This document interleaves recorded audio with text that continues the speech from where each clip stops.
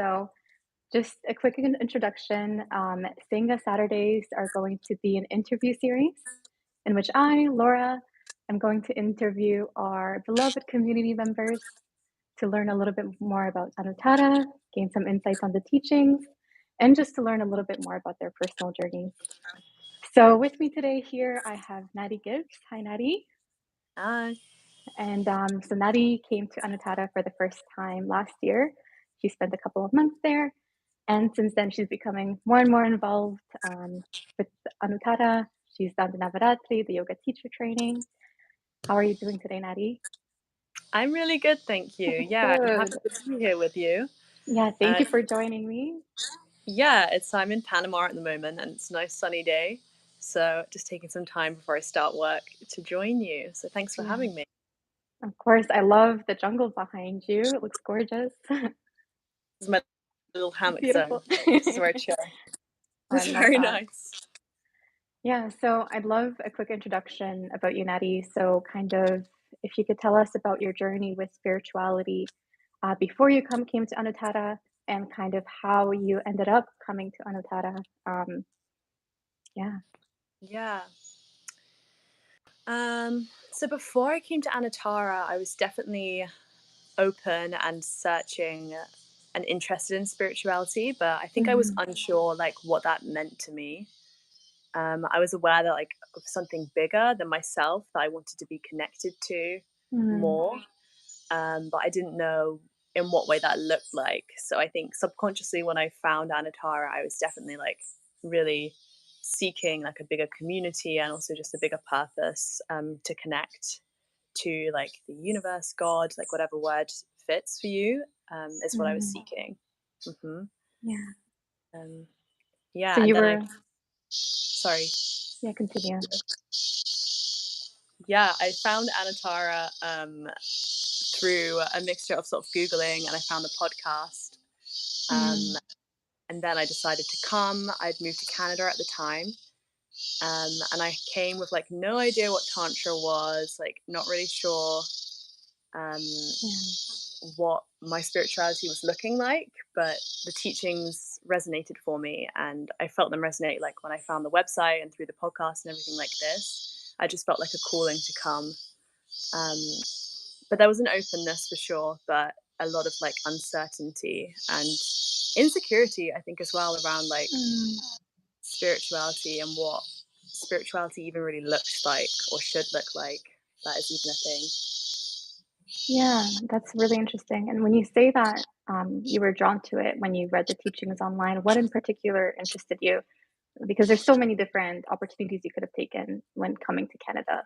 Why specifically Anuttara? Was there any one thing that was like, okay, I want to do this because I saw this, or was it overall? Yeah, a big draw. I mean, it was a mixture of things, I think, but a big draw for me was like the community and Mm, having like a spiritual community. Um, I knew that these like existed. I'd heard of like an ashram before. I'm not sure where I would have heard of an ashram, but like I knew that they existed. And just to be in a place with other like-minded beings who were also like asking the same questions as me about purpose and meaning and mm, God, and having a place to like actually go deeper into those questions and have the time and the space and the land. The land yeah, was a big draw to do yeah. that. Um, but I think another big draw was Anatara's focus on the heart. Um, Mm, it wasn't really something that I was that familiar with, like the idea of focusing on the heart center. And I think at the time, like I didn't really even know what that meant because where I was at that space and time, I often felt like I had a big block like on Anahata in the heart center. But mm, something about that really resonated with me and it sounded like something that I wanted to bring into my life um, through the teachers and the teachings. yeah. Oh, that's so beautiful. And like, I definitely agree with that. I feel like before Anuttara, I really never heard about the idea of a heart and like the center. And after, now I'm seeing it everywhere. It feels like that's what a lot of different traditions are pointing towards. But it's like I needed that opening from Anuttara to even see that in the first place and to see the significance and importance of the heart. So Yeah, I definitely that agree with that. Yeah. mm-hmm. So thinking about that, how has your maybe understanding of spirituality shifted after coming across the teachings and diving deeper into them? Mm-hmm. I think I always had a preconceived notion of like what spirituality should look like in a Right. person. Um, Probably on an egotistical level in a way of like I should look or act a certain way, and a feeling Mm, of like this isn't for me. Like I can't be like I'm not yeah. one of those people who feels connected because like I don't know I'm different in some way. It's just not for me. Um, and then since coming to Anuttara and being in community of people who are just like me, like just normal folks, um, just normal people, um, all dedicated and practicing the heart. Yeah. Like I think spirituality, like it is for everyone because it is everyone. Like Hmm. we all are spiritual because we all have spirit. Yeah. Um, and so like my fundamental understanding of like spirituality shifted. And I think coming to Anuttara also gave me the space to like change my relationship with God because Mm, of my past experiences growing up, kind of into a more like Christian household. My relationship with even the word God was fraught, and so having a place to heal that when I didn't even know it needed healing, uh, mhm. and just having that inside me as well. And I think that kind of going back to what we were saying about the heart is really such a big part of Anuttara's teachings because they Mhm. show you that like everything is sacred and everything lives in the heart. And so Yeah. that's God, that's universal wisdom, like all these big words that we might perceive as being outside of ourselves or like for other people is actually already in us. And Mhm. like that was a big shift in perspective. So I have to say that like at Anatara, I found these kinds of teachings and lessons came on like really quick. And so it was like almost every day I'd have something to like journal about or a moment where I'd be like, oh my God, this is a big, like a shifting understanding that's just come across me. So it's very cool. Yeah, and you know what? I love what you said about spirituality not looking like anything specific and it being for everybody. It's true. I think it's really easy to get caught up in this idea of what a spiritual person looks like just from even movies. You see monks or priests or anything like that. And then seeing that a spiritual person, like that's a huge teaching I definitely received too from Anuttara, is that you can be angry, you can be sad, you can be happy, you can be anything and it's all accepted and it's all spiritual and there's nothing that maybe separates you from God, even if you are, let's say, all these different things that we maybe push away, I think. Yeah. So I And definitely agree with that. Yeah, I and feel like sorry, just to continue what you were saying, because I agree, like I feel like this was even more obvious in coming towards the teacher training. mm, mhm. Um, when I like booked, because we did our training together, Yeah. um, but when I booked for the teacher training, I was still so apprehensive of being like, I don't think I'm ever going to be a yoga teacher in a way. Like, I'll just come and follow my interests, which is what I did. But then by the end of it, like, I realized I actually really love teaching as well and sharing this with Mm, other people, sharing yoga and like Anuttara's teachings and Shivo Hum's teachings. Um, and it just goes to show that like all these preconceived notions and ideas that we have about like what a yoga yeah, teacher or a spiritual person looks like, that's all like a trick of the mind as well. That's something like we invent ourselves, but yeah. it's always there for us, I think. Yeah, I completely agree. And that's so beautiful too to see your journey and that unfolding into who you're becoming now too. And like you said, I think the biggest teaching that I definitely see, and I'm sure you've seen that too with Anuttara, is the heart. For somebody maybe that isn't as familiar with this concept, how would you describe the tantric heart? What does that mean to That's a good question. you? Mm. For me, the tantric heart is somewhere deeper than the space of the physical heart, or even Mm-hmm. the Anahata chakra. It's a place within us that's the space of true knowing and connection, to the silence within us and to God or universe, Mm-hmm. and a wisdom place. And for me, it's a very quiet place. I think maybe Artemis has she says sometimes she refers to like the cave of the heart. And I love it when she says that, because that is for me what it feels like. It's like withdrawing from the world and coming back to like my true north in a way, like my center. Mm-hmm. And it's quiet and still and always available for me, like even when the world's crazy. That's so beautiful. Now I'm gonna give you something harder to do. If you were to only use one word to describe your heart or the heart, what one word would you use? Hmm. Hmm. Simplicity.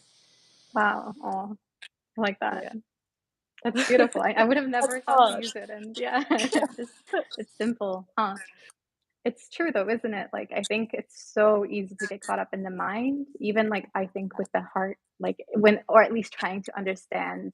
That's the one thing at least I'm noticing too is like with these teachings, you cannot use the mind to get into them because then you're trying to understand and it overcomplicates it. And what you just said, I think, points to that simplicity. It's not that complicated or Yeah. difficult. Yeah. Yeah. And this makes me think of a particular time, like on the teacher training, when we Mm, were doing the silent retreat. So it was a 2-day silent retreat, and the first time I'd ever done a silent retreat. And Bhairav was leading us through these beautiful like heart meditations. I believe they were Hridaya ones, mm, for accessing like the heart and getting silent and still. mhm. And I spent this meditation, I think it was maybe like an hour or an hour and a half, the whole time like trying so hard like to connect to the heart, but like I was just almost getting angry with myself. I was like, why Mm, am I finding this so difficult? Like, I've done this before. Logically, mm. like, I know where it is. I know all this stuff. Was just like sat there so painful for the whole hour and a half, like counting the Yeah. seconds. And then when it was over, I was kind of feeling like frustrated with myself, took myself off and like sat in the forest for a bit, down, closed my eyes, and then that's when like I could feel a moment of connection with Mm. the heart. And it was Wow. like it was when I stopped trying and trying to like force it, then it Mm. came. And that was such a big teaching for me as well, of just like you don't need to try hard with the heart, like you don't need to impress or put on any clothes or like do anything. Like it's just there. It is simple in a way, which makes Yeah. it not simple, but it is simple. It's true. Yeah. And what do you think kind of what would you say happened there in the forest? Like, what would you say happened that allowed you to immediately connect? Oh, it's something about, for me, there's something big about being in nature, Mhm. um, and just like feeling my body relax. And then with the body, the mind relaxed. And it's Mm. when the mind gets silent, I think, is when you can just like really come inwards, Yeah. um, and find that place. And it's almost like a place of like contentedness for me, like just stillness and that, like I keep saying, simplicity. And it's Mm. just when I gave up trying, I think I just like lied down and was like, okay, that's Yeah. it. Yeah. It's so beautiful. Yeah, actually, speaking of Costa Rica, we both had the wonderful opportunity to participate in the cacao ceremonies that Artemis led, and Ishwari facilitated as well. And those were such incredible experiences. And I would love to hear your story about the cacao ceremony and your experience doing it. Yeah, for sure. Um, the cacao ceremony was something that I've been wanting to do for so long. When I was at the ashram, I didn't get a chance to do one. And so I was always like, it will come at the right time, it will come at the right time. Mm, And so the one that we did together with the rest of the students in the teacher training was my first cacao ceremony. So I didn't really know what to expect, but um, mm, Artemis and Ishvari did like such a beautiful job in facilitating it. It was so powerful. yeah. Um, and I think we were lying next to each other as well, which is Hmm. funny. Yeah. But yeah, from what I remember, the cacao ceremony was done in like two parts. And in the first section, Artemis sort of allowed us to like have our own space to sort of drift where we want to go internally. We were lying down, there was lovely music playing. And then in the second section, Artemis gave more of like a guided meditation where we were invited to like come back into ourselves and see ourselves as like the inner child, and then go forth and see like ourselves as almost like an elder. And it was in the second part of the meditation that I found really powerful.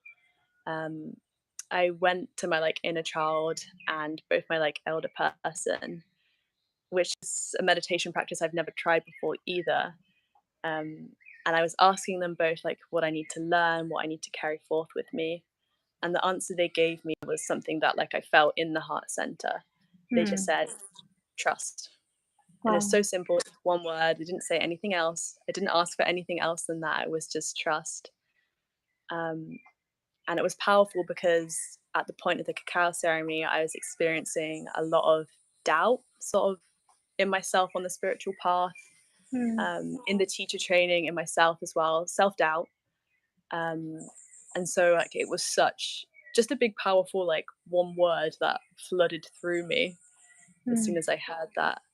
And to sit with like myself as an elder as well and just kind of be in the presence of a being who felt so wise, and to come out of that and know that that is already within myself is me, was just a really powerful experience that I'll always take with me for sure. The cacao ceremony, there were powerful moments throughout. And yeah. It's, you know what? That's so beautiful. And I think your experience really shows how Anuttara approaches teaching, because I think maybe a lot of teachers tell you what to know or like how things are. But what Anuttara I find does is it brings you into yourself. It allows you, it shows you how to find out wisdom within yourself rather than telling you what it is. And that's like a perfect example of just being led. And I think that's a big strong belief that's within the school, is that everybody holds this within themselves and we just maybe forget or we don't have time to connect to that, and we're brought back to remembrance, I guess. And it's so beautiful. Um, and I think your story with trust and self-doubt is something I think we all come across, and navigating that, would you say, what has helped you navigate that the most? So I've been able to confide in Artemis and Bhairav and have like beautiful, powerful conversations with them both about this. And that's been like a really strong help with experiencing doubt. But also communicating with the Sangha, that's been so important. And just knowing that this is an experience that like everyone goes through on the path, waves of doubt. But I think probably the most important thing for me has been having like a daily practice and been having a mantra japa practice. So an hour-long meditation of a recitation of a mantra, which have been given through Bhairav, which has been given to Bhairav through Guruji, through the Shivoham lineage. So having this to come back to is such an anchor. And I think just like giving myself the space of experiencing this doubt, but then still coming back to the practice when I feel called to, like that pull back is like what keeps me going and keeps me strong, I think, through those moments of doubt.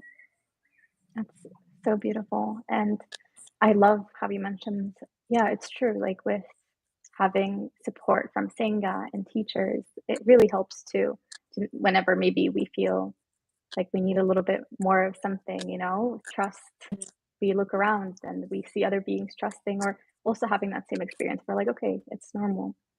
And yeah, speaking of initiation, that's something that's a unique experience that we've both had at Anuttara. I know for me in my spiritual journey, it's made such a significant impact.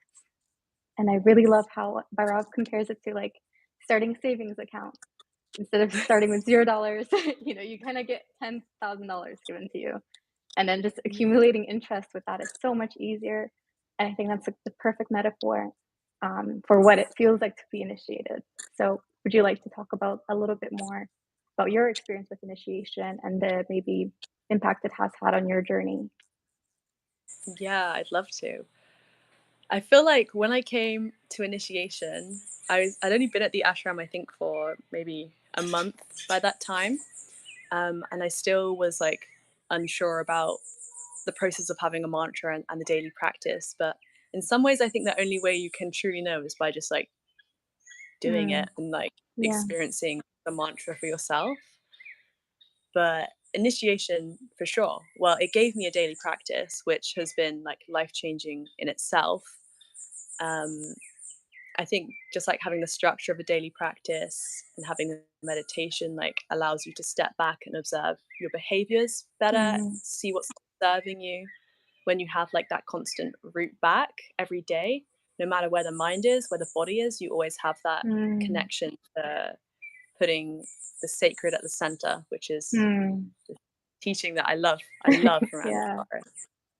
Anuttara. But also having like an empowered mantra, so a mantra that's been passed down through the Shivaham lineage to Bhairav and then to initiates is really powerful. Like, Mhm. and in a way that I find actually hard to explain because I don't think conceptually my mind really understands it.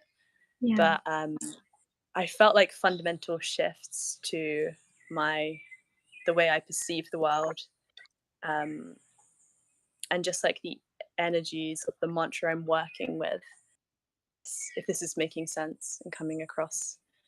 But yeah, it's very strong. And I think a good example of this is like in the Navaratri festival, which is a 10-day festival celebrating one of the Maha goddesses. Um, and you work for a particular mantra for that goddess. So, for Mhm. example, we were just together in Guatemala working with Mahadurga, and you really experience like the power of the goddess through the mantra. Um, and that's like such a visceral way of experiencing it because it's almost like you put on a pair of glasses, and for when you're working with the mantra, you're kind of seeing the world like a little bit through that lens. If this Mhm. makes sense. Um, so it's a super powerful practice having a mantra, a daily practice. And when you think it's just like an hour of your day, like it's really not that much time, but it has like such a big impact on how you move about the world, in my experience. Yeah. And can you go deeper into, like you said, even it changes your perspective on the world or how you it changes how you move around in the world. How does that look like for you? Hmm.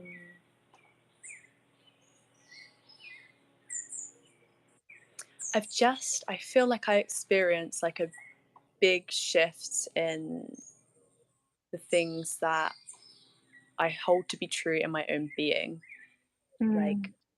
my sense of self and security in myself is much, much stronger. Mm. Um, and I'm much more concentrated on the things that I see as important, which for me right now is the sacred. And like I Yeah. mentioned before, putting the sacred at the center. Well, having a daily practice, like it makes it so much easier because you always have this to come back to. And so by having this, like I can prioritize what feels true to me and hold up that value. Like when I'm off my mat, when I'm in the world, like I can still move with that knowing in my sense of self. Um, and it comes back to, I think, as well, the teachings of the heart, because Mhm. it makes it easier to tap back into this place if it's somewhere new for you that you're new to connecting with. Like it just makes it that much easier when you have a sense of familiarity with it and when you Yeah. can feel connected to your mantra or a sense of gratitude and compassion. You can take this off your asana and off your mat and move about your day holding that, even when it's, like a little difficult some days, you always have that to come back to. Oh, that's such a beautiful explanation of that. I love the way you put it, and yeah, it's like keeping that peace with you. And it's true, by kind of watering that pot every day, it becomes easier and it becomes stronger too. So it's a very beautiful way of putting it. And I think when you talk about integration, like bringing that into your everyday life, like it's so much easier, in my opinion. Like when we were at Navaratri doing 3 hours of sadhana every day, it was so much easier being surrounded by community and by our teachers. The same at the ashram or any of the retreats. But then coming home and integrating that, I think, is a big part as well. And maybe can you give us some ways that maybe the spiritual practices you do spill over to your day to day life? Mm. Yeah, and in some ways, I think the integration process is kind of slow, but Mm, also I do see it like have a spillover even when I don't realize it. Um, mm, for example, like the idea of service and the idea of um, savor and putting this idea of serving the divine like into everything you're doing. So even if you're like sweeping the floor or like, I don't know, cleaning the fridge or something, like yeah. this is an action which can be sacred and like which can be Mm, for something greater than yourself. Like, yeah, it puts things in perspective, I think, when you see aspects of the teachings in just like mundane tasks like this. mhm, When you can just like, even for a moment, just zoom out and be like, yeah, this is why I'm here, this is why I'm doing it. I can connect to like mm, myself, to my heart, to God, to yeah. source, even in the small tasks. That is so powerful. I think that's so beautiful. It's true. Like, I think, yeah, through seeing life as that, oh, all of this is sacred, it brings you into such a deep meaning and into such deep purpose in every action. And it really helps you stay present and understand the miracle that life is. And it's Mhm. true, the miracle is in washing your hands or cleaning out your fridge or doing any mundane task. It doesn't, I think we often think that. I saw this recently, that it's this idea that our life is actually composed of things like brushing your teeth and cleaning and cooking. And the other actions are actually small, more unique parts of our life. So it's like to see, like you said, the divine in everything, or seeing every action as service to the divine makes your whole life kind of centered around that. It's a very beautiful way of looking at it. Yeah, it makes me think of one of the first Q&As that I had while I was at the ashram. Mm, I brought the question of like, how do I know my purpose? How do I know why I'm here? Like, what's my dharma? yeah. And I think it was Artemis who gave an answer of like, you can find purpose in absolutely everything that you're doing. Mm, So if you're seeking like your higher purpose, then start by finding purpose in brushing your hair, like cleaning your teeth, wow. and then whatever will unfold. But Yeah. you can't, you need to see God and find safety in everywhere and everything, and then the rest Yeah. is into place.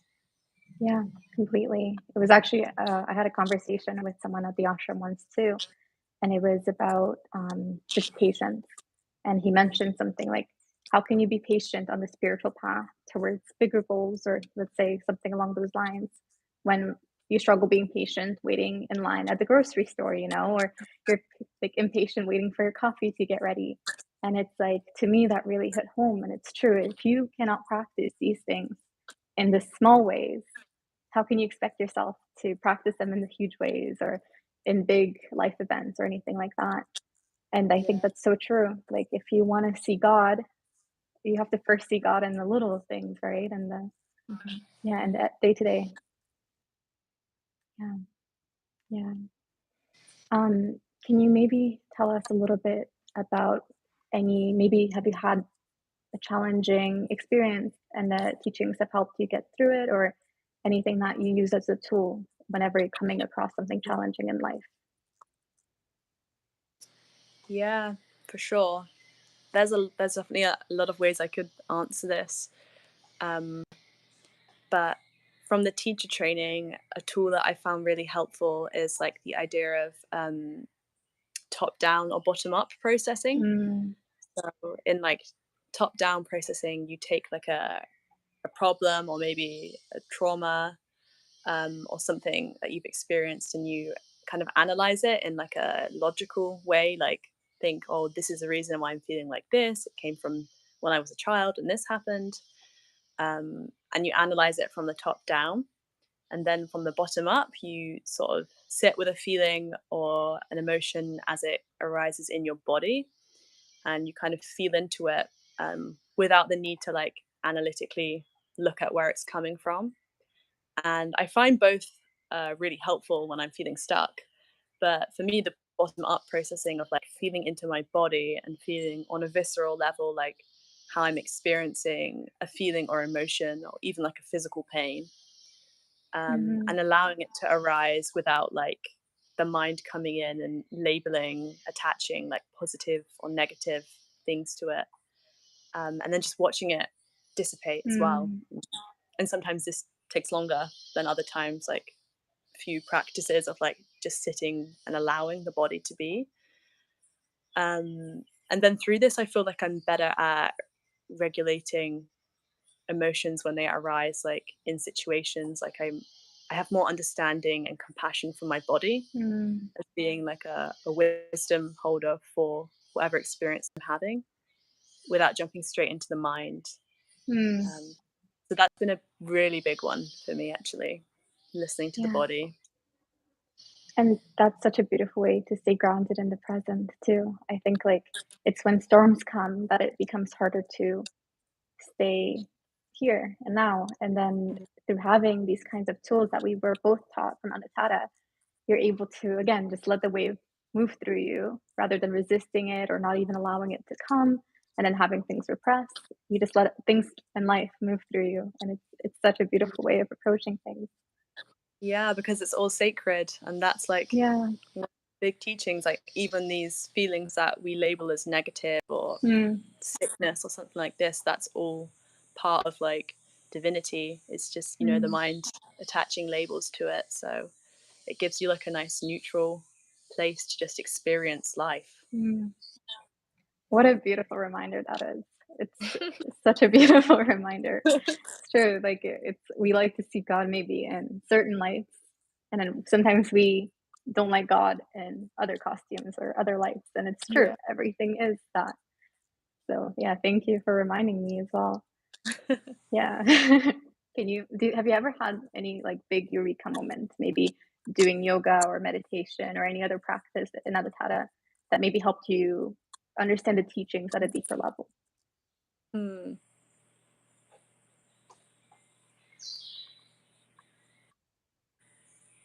Yeah, I think again, there's so many ways I could answer this because I feel like I had a lot of moments while I was at the ashram.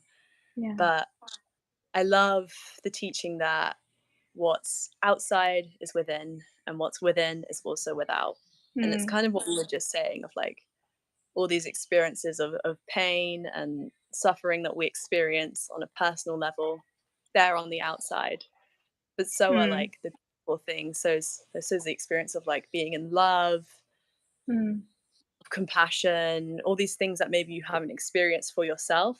That's also within you. Like Mm. it's not something that has to be felt on the external. Like it's always accessible and it's always there.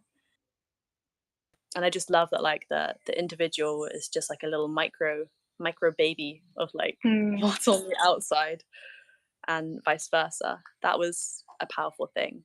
And because I think it takes away the experience of like lack and feeling like you Mm. are not enough or like don't have Mm. enough, because it's already within you as it's already outside as well, and like that's evidence for it. Beautiful. How has that, like, affected the feeling of connection that you have maybe towards the world or towards others? Hmm. I think this understanding changes how you feel when you do experience like doubt or Mm. loneliness or something that maybe the mind labels as negative, um, because there's like an inner knowing of there's so much greater outside as well. There's so much love and there's so much compassion outside. If it's outside, Mm. it's also inside. And so that just Mm. deepens the connection, I think. It deepens the sense of trust. Um, Maybe if you're not necessarily experiencing this right now, it's still within you and it's still around you. Wow, that's beautiful, Natty. I love that. Yeah, it's true. It's again, it's a great reminder, like, when we go through times that are hard, it doesn't mean that that's gone. It's still here. Yeah, and it's just maybe about remembering, or even if you can't see that in the moment, like having maybe that memory, it's more than enough sometimes to get through certain moments. Yeah. Yeah. Yeah. If you could give yourself one piece of advice, um, if you go back in time before you came to Anuttara, what would you say to Mm. yourself? Hmm. I think I tell myself to stay open Mm, and come and just be curious and mm. fearless and just embrace it. Maybe that's three pieces of advice, but in a little sandwich, Yeah, yeah. just to stay open. Mhm. And I think that's beautiful advice to anybody entering into a spiritual path or any tradition or being curious about Anuttara's teachings. I think what you said, being open, being curious, and just allowing yourself to dive into it. Yeah, and I have to say, like, I feel like people maybe watching, um, if there is like a spark of curiosity or inspiration from the teachings you see on Instagram or on the website or something like this, then follow it and like come and Mm, investigate and see where it goes, because that like seed of inspiration is yeah, sacred and divine. Like that's there for a reason, you know. yeah. So beautiful. Yeah, thank you, Natty. Thank you for sharing these moments. And again, to anybody watching, if anyone's interested in doing a cacao ceremony or becoming initiated, Anuttara has so many beautiful opportunities. As we both know, there is the ashram living program, and then there's the Bhakti Tantra retreat. And there's so many more offerings that are also online for those who can't make it in person. But I mean, for both of us, it's been life changing. I'm sure you agree, Natty. Yeah. So I highly recommend to give those a go if anybody's curious at all, like Natty said. And that concludes, I think, our interview for today. Natty, thank you so much for taking the time to chat with me and for giving us so many insights about Anuttara's teachings. I think the way you put it is so beautiful, and I think you really came to the core of these teachings as well. Yeah, thank you so much. This was really fun. I really enjoyed it, and I think you Yeah. should have a podcast. Maybe one day. Yeah. And again, if anyone's interested, we are doing these interviews once a week, every Saturday. Yeah. So if you like this and you like what you're hearing, join us next week with our next guest. But all the best. I'll talk to you soon. Thank you so much, Natty, for coming Thank you. here. Love you. Love Thank you, you. everyone. See you. Bye. Bye bye.